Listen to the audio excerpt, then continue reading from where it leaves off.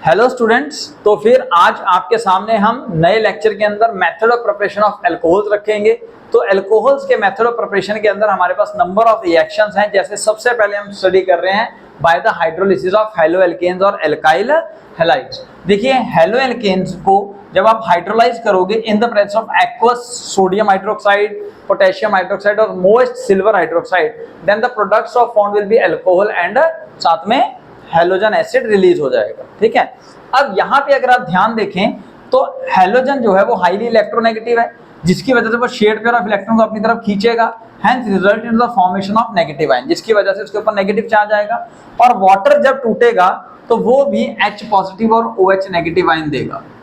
अब OH negative ion इस alkyl halide के ऊपर अटैक करेगा, जिसकी वजह से हम क्या कह सकते हैं, वहां पे क्या रिएक्शन हो रहा है, सब्स्टिट्यूशन रिएक्शन। देखो, हैलोजन हट रहा है, OH ग्रुप आ रहा है, तो सब्स्टिट्यूशन रिएक्शन हो रहा है। कौन सा सब्स्टिट्यूशन हो रहा है सर? न्यूक्लियोफाइल एक जा रहा है, दूसरा आ रहा है, न्यूक्लियोफिलिक सब्स्टिट्यूशन रिएक्शन। लेकिन आप याद रखिए कि यहाँ पे ये जो आपने रिएजेंट्स लिए हैं, they are strong base, they are strong base. अगर ये स्ट्रॉन्ग बेस होंगे तो definitely they will not wait for the another nucleophile to remove, यानी कि वो वेट नहीं करेंगे कि एक न्यूक्लियोफाइल जो पहले लगा हुआ है वो जाए और फिर ये आके उनसे जुड़े। ये क्या करेंगे, ये पीछे से यानी कि रेयर साइड से अटैक कर देंगे। तो हम कह सकते हैं कि साइमल्टेनियसली एक बॉन्ड टूट रहा है और दूसरा बॉन्ड बन रहा है। तो यहाँ पे कार्बोकटाइन फॉर्मेशन नहीं होता, यहाँ पे ट्रांजिशन स्टेट बनती है। तो हम यहाँ पे कुछ पॉइंट्स लिखे हुए हैं कि यानी कि यहाँ पे हमने रिएजेंट जो यूज किया वो स्ट्रॉन्ग बेस है, like aqueous sodium hydroxide, aqueous sodium potassium hydroxide etcetera. और यहाँ पे जो रिएक्शन हो रहा है वो है SN2 मैकेनिज्म। SN2 रिएक्शन क्यों? क्योंकि पुत्र एक ही स्टेप में रिएक्शन हो रहा है, तो यहाँ पे सिर्फ ट्रांजिशन बन रहा है इंटरमीडिएट, तो डायरेक्टली एल्काइल हैलाइड कन्वर्ट होंगे अल्कोहल में विद इन वन स्टेप। तो यहाँ पे जो रेट ऑफ रिएक्शन है that depend only upon the alkyl halide as well as reagent, तो that's why it is a SN2 reaction। और अगर SN2 reaction होता है तो order of stability के हिसाब से प्राइमरी जो alkyl halide है they will undergo faster to undergo SN2 reaction than secondary then tertiary। ठीक है, और जैसा आपको बताया कि अटैक जो होगा वो रेयर साइड से होगा, यानी कि जो कॉन्फ़िगरेशन होगी वो इन्वर्ट हो जाएगी। अगर alkyl halide आगे लगा हुआ है तो अल्कोहल पीछे आके लग जाएगा। ठीक है जी, और इस रिएक्शन के अंदर किसी तरह का कोई कार्बोकटाइन नहीं बना। अगर कार्बोकटाइन नहीं है तो यानी कि कहीं भी रीअरेंजमेंट नहीं होगी। क्लियर हो गया? अब तो एक रिएक्शन हमने करके देखा, CH3CH2Cl, वाटर डाला in the presence of strong base, then products of form will be CH3CH2OH plus HCl। Now this is the first method of preparation of alcohol from the hydrolysis of alkyl halide. अब लेकिन very important point कि ये reaction हम generally prefer नहीं करते हैं for the formation of alcohol. आपकी NCERT की बुक में लिखा हुआ है जनरली बिकॉज कि alkyl halide are also formed from alcohol, कि वो अल्कोहल से ही बनते हैं, इसलिए हम डायरेक्टली नहीं बना पा रहे। बट ऐसा कुछ नहीं हो सकता। एक्चुअल रीजन क्या है, in these reactions elimination occur side by side. Alkyl halide की जब हाइड्रोलिसिस की जाती है तो साथ में एलिमिनेशन भी हो जाता है, जिसकी वजह से एल्कीन्स भी बनते हैं।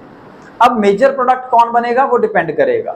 सो hence these reaction are not preferred to form the alcohols. जैसा आपके सामने लिखा हुआ है, अगर 3 डिग्री एल्काइल हैलाइड होंगे they predominantly undergo elimination reaction rather than nucleophilic substitution reaction. यानी कि अगर ऐसा हुआ, देखिए अगर बाय द वे ऐसा प्रोडक्ट है आपके पास हैलोएल्केन, और इसको अगर आप हाइड्रोलाइज करवाते हैं इन the presence of aqueous potassium hydroxide वगैरह, तो because of 3 degree alkyl halide it result into the formation of alkene. क्या बनाएगा ये?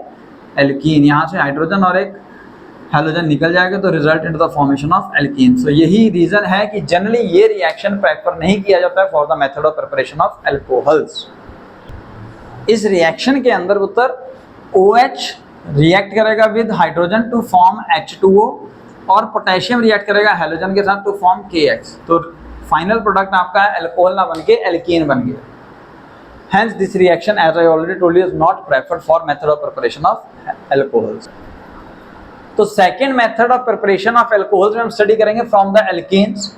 एल्कीन्स में हम अगेन वाटर ऐड करेंगे, तो यानी कि रिएक्शन भी होंगे एडिशन ऑफ वाटर। इसके लिए 3 स्पेशल रिएक्शन है। Number first by acid catalysed reaction in which addition of water taken place, यानी कि एसिडिक कैटालिसिक रिएक्शन होंगे, then hydroboration oxidation reaction, then oxymercuration demercuration reaction. तो सबसे इंपॉर्टेंट बात क्या है पुत्र कि एल्कीन्स में आप डायरेक्टली वाटर को ऐड नहीं कर सकते हैं, यहां पे रिएक्शन नहीं होगा। अगर आपको वाटर ऐड करना है तो आपको acid as a catalyst use करना होगा। इसका रीजन क्या है, क्योंकि एल्कीन जो है उसके अंदर पाई इलेक्ट्रॉन्स अवेलेबल है पुत्र, और पाई इलेक्ट्रॉन्स अवेलेबल होने की वजह से ये इलेक्ट्रॉन शिफ्ट करेगा, जिसकी वजह से इसके ऊपर नेगेटिव चार्ज आएगा और ये एक्ट करेगा से एज अ न्यूक्लियोफाइल, क्योंकि नेगेटिव चार्ज है पॉजिटिव को पसंद करना चाहेगा ना, न्यूक्लियोफाइल। अब H2O में से जब टूटेगा तो H पॉजिटिव और OH नेगेटिव आयन देगा to form alcohol. To form alcohol we want कि OH नेगेटिव आयन अटैक करे, तो भैया ये भी न्यूक्लियोफाइल हो गया। तो अब दोनों न्यूक्लियोफाइल है तो डेफिनेटली रिएक्शन पॉसिबल नहीं होगा। ठीक है जी, अटैकिंग रिएजेंट भी न्यूक्लियोफाइल है और जिसके ऊपर अटैक होना है वो भी न्यूक्लियोफाइल है, इसलिए direct addition of water in alkenes नहीं होता। That's why we use a catalyst as an acid.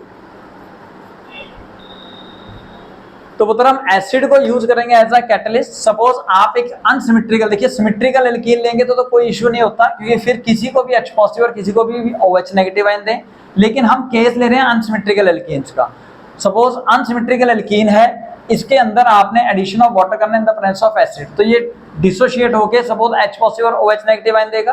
अब according to the Markovnikov rule, according to the Markovnikov rule याद रखिए, जो H पॉजिटिव आयन है that will go to that carbon atom which contains more of hydrogen, और in other words जो OH negative ion है that go to that carbon atom which contains lesser number of hydrogen. यानी कि अगर हम reaction देखें तो propane 1 और प्रोपेन 2 दोनों बनते हैं, लेकिन इसमें मेजर प्रोडक्ट कौन बनेगा, propane 2। This is your major product. Why because of Markovnikov's rule. तो मार्कोनिकोव्स रूल क्या है आपको पहले भी बताया हुआ है, that the negative part of attacking reagent will go to that carbon atom which contains lesser number of hydrogen, or in other words the hydrogen ion will go to that carbon atom which contains more number of hydrogen among the alkene carbon atom which are unsymmetrical in nature। तो पुत्र इसमें आपने mechanism अगर study करना है तो by acid catalysed addition of water के अंदर आपको डायरेक्टली बताया गया है कि एल्कीन्स डायरेक्टली वाटर के साथ रिएक्ट नहीं करेंगे। क्यों? क्योंकि यहाँ पे पाई इलेक्ट्रॉन होने की वजह से ये मन चले इलेक्ट्रॉन है, पाई इलेक्ट्रॉन है जो इधर उधर घूमने जाएंगे, तो वो जब किसी कार्बन पे शिफ्ट हो जाएंगे तो उस कार्बन के ऊपर नेगेटिव चार्ज आ जाएगा, और यहाँ पे आप जो H2O है उसमें से OH नेगेटिव आयन ही यहाँ पे लेके आना चाहते हो टू फॉर्म एल्कोहल, तो OH नेगेटिव आयन भी न्यूक्लियोफाइल और अब हमारा CH2 नेगेटिव भी न्यूक्लियोफाइल, तो दोनों न्यूक्लियोफाइल होने की वजह से रिएक्शन पॉसिबल नहीं है। तो अब इसके लिए we have to add some acid, तो हम एसिड को डालेंगे से H2SO4 जो डिसोशिएट होकर देगा H पॉजिटिव आयन और सल्फेट आयन, वो इन मनचले इलेक्ट्रॉन्स को प्रमोट करेगा वो शिफ्ट करने के लिए। अब शिफ्टिंग के दौरान देखिए या तो ये पाई इलेक्ट्रॉन इस कार्बन पे शिफ्ट हो जाए या ये पाई इलेक्ट्रॉन इस पे शिफ्ट हो जाए। अगर इस कार्बन पे शिफ्ट होंगे तो इसके ऊपर नेगेटिव चार्ज आएगा और इस वाले कार्बन पे पॉजिटिव आ जाएगा क्योंकि इसके इलेक्ट्रॉन भी उधर ले चले गए हैं। और अगर बाय द वे देखिए ये वाला केस हुआ, अगर by the way red pen से दिखा रहा हूं ये हुआ, यानी कि पाई इलेक्ट्रॉन इधर शिफ्ट हुए तो इस कार्बन पे नेगेटिव और इस पे पॉजिटिव आ जाएगा। ठीक है पुत्र, क्लियर हुआ? अब अगर आप कार्बोकेटाइन देखें यहाँ पे क्या बन गया, कार्बोकेटाइन, कार्बन के ऊपर पॉजिटिव चार्ज आ गया, तो ये कार्बोकेटाइन सेकेंडरी है, ये कार्बोकेटाइन आपका प्राइमरी है। सो सबसे पहला पॉइंट याद करने का, there is a formation of carbocation in the first step and order of stability states that the intermediate carbocation will favor the stability by tertiary then secondary then primary। और ये भी याद रखिए कि अगर रीअरेंजमेंट हो सकता है तो वो कार्बोकेटाइन का रीअरेंजमेंट होगा। So rearrangement of carbocation can occur if possible by hydride, methyl और फिनाइल शिफ्ट, ये याद रखिएगा। ठीक है, अच्छा जी। अब यानी कि इन दोनों में से कौन सा स्टेबल होगा, ये वाला, यानी कि हम इसको अब स्टडी नहीं करेंगे। ठीक है पुत्र, अगर बनेगा भी तो बहुत माइनर। सेकेंडरी कार्बोकेटाइन को लिया अब इसके ऊपर पॉजिटिव चार्ज आ गया तो अब न्यूक्लियोफाइल अटैक कर सकता है, बिकॉज यहाँ पे देखिए पॉजिटिव चार्ज है। तो H2O आएगा फ्रॉम द वाटर जो आपने डाला है, तो वो H पॉजिटिव और OH नेगेटिव आयन की फॉर्म में टूटेगा, तो OH नेगेटिव आयन अटैक करेंगे on to the carbon atom which contains positive charge, बोले तो सेकेंडरी वाला, और H positive ion hydrogen sulphate ion के साथ रिएक्ट करके बना देगा सल्फ्यूरिक एसिड। तो यहाँ पे आपका sulphuric acid as an catalyst as such आपको रिएक्शन के एंड में मिल भी गया। और ये देखिए Markovnikov rule, according to the Markovnikov rule, the negative part of attacking reagent will go to that carbon atom which contains lesser number of hydrogen atom. और hydrogen कहाँ गया है? उस कार्बन के पास जिसके पास ज्यादा हाइड्रोजन थे among the unsymmetrical alkenes. unsymmetrical alkenes समझते हैं ना पुत्र, कि अगर इधर एक एल्काइल ग्रुप है तो इधर नहीं है, ये अनसिमेट्रिकल हो गया। अगर दोनों तरफ होता फिर तो वो किसी के पास भी जाता, ठीक है ना, फिर चाहे यहाँ हाइड्रोजन लग जाता चाहे यहाँ लग जाता, OH ग्रुप चाहे यहाँ लग जाता, तो दोनों तरफ से काउंट करोगे तो 1 2 यानी कि ब्यूटेन 2 ओल ही आएगा, ठीक है जी। This condition is for unsymmetrical alkenes. अब उत्तर हम करते हैं सपोज रेट ऑफ हाइड्रेशन की कंपैरिजन करते हैं फॉर दीज एल्कीन्स, ठीक है। एल्कीन कौन से हैं? ये रहे, लेट्स ये वाले CH2 double bond CH2 CH3 CH double bond CH2 CH3 CH3 double bond CH2। अब आपको पता है कि सर अगर रेट ऑफ हाइड्रेशन यानी कि पानी ऐड करना है तो फॉर्मेशन ऑफ कार्बोकेटाइन होगा इन the presence of N acid. तो अगर ऐसा होगा तो ये जो पाई इलेक्ट्रॉन है, मंचले इलेक्ट्रॉन है, वो घूमने जाएंगे तो अगर इस इलेक्ट्रॉन पे जाए तो यहाँ पे पॉजिटिव, ये एक तरह से आप कह सकते हो प्राइमरी कार्बोकेटाइन बनेगा। अगर यहाँ पे इधर शिफ्ट होगा तो सेकेंडरी कार्बोकेटाइन, सेकेंडरी इधर शिफ्ट होगा तो प्राइमरी। तो हम प्राइमरी क्यों ले भाई? प्राइमरी लेंगे ही नहीं, क्योंकि ऑर्डर ऑफ स्टेबिलिटी हमें पता है ज्यादा क्या है, 3 degree then 2 degree then 1 degree. अच्छा, अगर इधर शिफ्ट करें, देखो अगर इस पे शिफ्ट करोगे तो यहाँ पॉजिटिव चार्ज आएगा, इधर शिफ्ट करोगे तो यहाँ पॉजिटिव आएगा, ये फिर से प्राइमरी हो जाएगा। तो उसका क्या फायदा, ये देखो आप इसको आप खोल के लिखो, इधर इलेक्ट्रॉन शिफ्ट हुआ है, इधर पॉजिटिव चार्ज आ गया है, तो ये रहा। तो ये कैसा बन गया पुत्र? 3 डिग्री।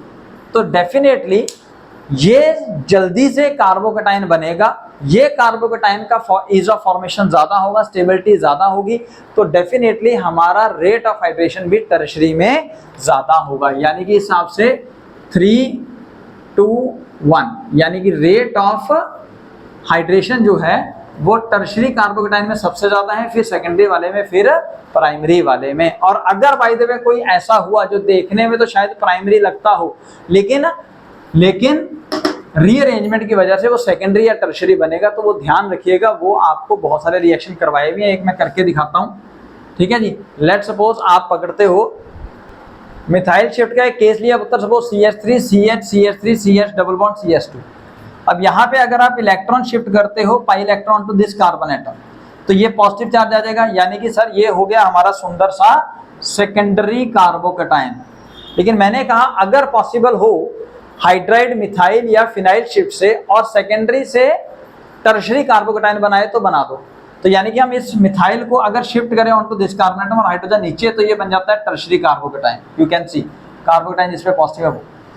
अब आप कहोगे सर दोनों में उसी कार्बन के ऊपर तो पॉजिटिव चार्ज है, फर्क क्या हुआ? फर्क हुआ ये सेकेंडरी हो गया, वो टर्शरी हो गया, तो इसकी ऑर्डर ऑफ स्टेबिलिटी ज्यादा होगी, इसका रेट ऑफ हाइड्रेशन ज्यादा होगा। और सेकंड बात, अगर बाय द वे इसके हिसाब से हम OH ग्रुप यहाँ लगाते हैं तो इसका नेमिंग आएगा 1 2 3 4, बोलते 2 मिथाइल ब्यूटेन 2 ओल। अगर बाय द वे ये CH3 ग्रुप हम यहीं पे रखते, अगर यहीं रखते, जो कि गलत है, ये सिर्फ आपको बता रहा हूं, अगर यहीं रखते तो इसका नाम क्या आता? 3 मिथाइल ब्यूटेन 2 ओल, जो कि गलत हो जाता। मेरी बात समझ में आई? तो आपने ध्यान से कार्बोकेटाइन फॉर्मेशन में रीअरेंजमेंट का ध्यान रखना है। तो नेक्स्ट है हाइड्रोबोरेशन ऑक्सीडेशन रिएक्शन। इसके अंदर हम अगेन अनसिमेट्रिकल एल्कीन ही ले रहे हैं समझने के लिए, सिमेट्रिकल होगी तो कोई लड़ाई नहीं है। अनसिमेट्रिकल एल्कीन को फर्स्ट स्टेप में आपने रिएक्ट कराना है with diborane. Diborane basically dimer है बोरेन का, BH3 होल्ड वाइज को हम B2H6 लिखते हैं। इसको रिएक्ट कराना इन द प्रेजेंस ऑफ टेट्राहाइड्रोफ्यूरेन। तो यहाँ पे सबसे बनेगा ट्राई एल्काइल बोरेन, मतलब जो भी आपने एल्काइल ग्रुप लिया है वो 3 टाइम और बोरेन। यानी कि अगर आप यहाँ पे ध्यान देखें तो हमने शायद क्या 100% इस कार्बन को हाइड्रोजन दे दिया है, यानी कि हाइड्रोजन गया है इस बार उस कार्बन के पास जहां पे हाइड्रोजन कम है। यानी कि ये तो मार्कोनिकॉफ रूल के उल्टी बात कर रहे हैं। तो यानी कि यहाँ पे फॉलो होगा एंटी मार्कोनिकॉव्स रूल। तो क्या बना पुत्र, सबसे पहले स्टेप में ट्राई एल्काइल बोरेन, फिर इस ट्राई एल्काइल बोरेन के साथ हम रिएक्ट कराएंगे हाइड्रोजन पेरोक्साइड को in the presence of a base, then the products of formed will be alcohol along with H3BO3। Clear हो गया पुत्र, बोरिक एसिड। अब यहाँ पे जो ओवरऑल रिएक्शन इसको आप लिखोगे तो आप ऐसे लिख सकते हो, अगर सिंपल आपने एग्जाम के हिसाब से याद करना है, ये है आपका ओवरऑल रिएक्शन, ये CH3 CH double bond CH2, first step में B2H6 in the presence of THF, second step में hydrogen peroxide OH, then the products of form will be according to anti Markovnikov rule. Alcohol बना anti Markovnikov rule के हिसाब से। और यहाँ पे एक चीज और याद रखें पुत्र, जो एडिशन रिएक्शन होता है वो सिन होता है। सिन एडिशन रिएक्शन का मतलब जो हाइड्रोजन और OH है वो सेम साइड से आके अटैक करते हैं, सेम साइड से आके अटैक करेंगे।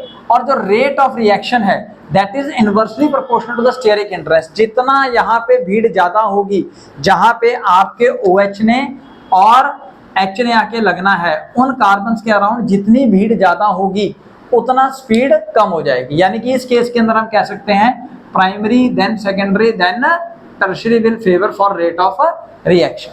क्लियर हो गया पुत्र।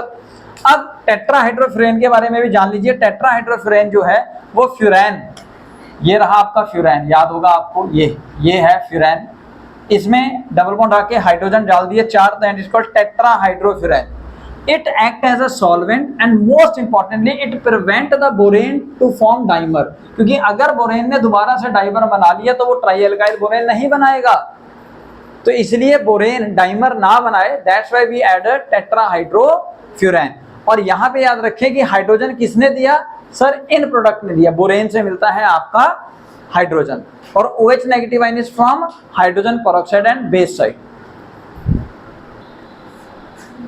ये रिएक्शन देखिए पुत्र, इसकी इंपॉर्टेंस समझने के लिए, suppose CH3 CH double bond CH2, यहाँ पे आपने सबसे पहले BD3 और THF लिया और सेकंड स्टेप में हाइड्रोजन पेरोक्साइड और OH नेगेटिव आयन लिया। अब आपको पता है अगर by the way product generally बनता है तो यहाँ हाइड्रोजन लग जाता है, यहाँ OH लग जाता है, लेकिन जो हाइड्रोजन है वो तो कौन देता है, बोरेन। बोरेन के पास खुद ही हाइड्रोजन नहीं है, वो तो D लेके घूम रहा है ना, ये आइसोटोप है हाइड्रोजन का, तो यहाँ पे कौन लग जाएगा, D। ये ध्यान रखिएगा। यानी कि अगर BD3 है तो हाइड्रोजन की जगह D आएगा, लेकिन अगर हाइड्रोजन पेरोक्साइड में D2O है, O2 है, ड्यूटेरियम पेरोक्साइड है, ठीक है जी, तब OH की जगह OD आ जाएगा। ये देखिए, ये मैं सर्कल मार रहा हूं जो चेंजेस हुए हैं। सो this is the importance of BH3 THF which gives hydrogen ion and H2O2 OH negative ion which gives OH। तो यानी कि हाइड्रोजन पेरोक्साइड देता है OH नेगेटिव आयन। तो द थर्ड है ऑक्सीमर्कुरेशन डीमर्कुरेशन रिएक्शन। एक स्टेप के अंदर आप पहले मर्कुरिक एसीटेट को in the presence of water react कराते हो, जिसकी वजह से एक एडिशन प्रोडक्ट बनेगा, अगेन कार्बोकेटाइन बनेगा, OH negative ion from the water will go to that carbon atom which contain lesser number of hydrogen, और यहां से ये बॉन्ड टूटेगा पुत्र, ये बॉन्ड टूटेगा, मेरी बात समझ में आई, और ये पूरे का पूरा प्रोडक्ट जाके इस CH2 के साथ लग जाएगा, तो ये बन जाएगा एक additional product. You can see this. अब ये जो एडिशनल प्रोडक्ट है इसको रिएक्ट कराएंगे in the next step with the sodium boron hydride NaBH4 in the presence of base. तो अगेन यहां से ये प्रोडक्ट रिप्लेस होगा, यानी कि डीमर्कुरेशन होगी, जिसकी वजह से वहां पे जाके हाइड्रोजन अटैक कर देगा। तो यानी कि हम कह सकते हैं कि यहाँ पे ऑक्सीमर्कुरेशन डीमर्कुरेशन रिएक्शन के अंदर भी कार्बोकेटाइन फॉर्मेशन हुई है। अगर कार्बोकेटाइन फॉर्मेशन हुई है तो वो रीअरेंजमेंट अगर पॉसिबल होगा तो होगा। सेकंड पॉइंट, मार्कोनिकॉफ रूल के हिसाब से ही आपका प्रोडक्ट बना है।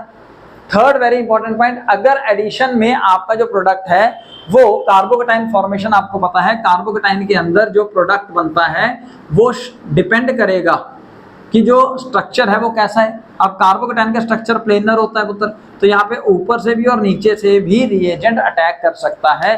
तो यानी कि सिन या एंटी दोनों तरह के कंपाउंड पॉसिबल हैं। और अगर कार्बन आपका कायरल है तो आपका बनेगा racemic mixture. So this is about method of preparation from alkenes.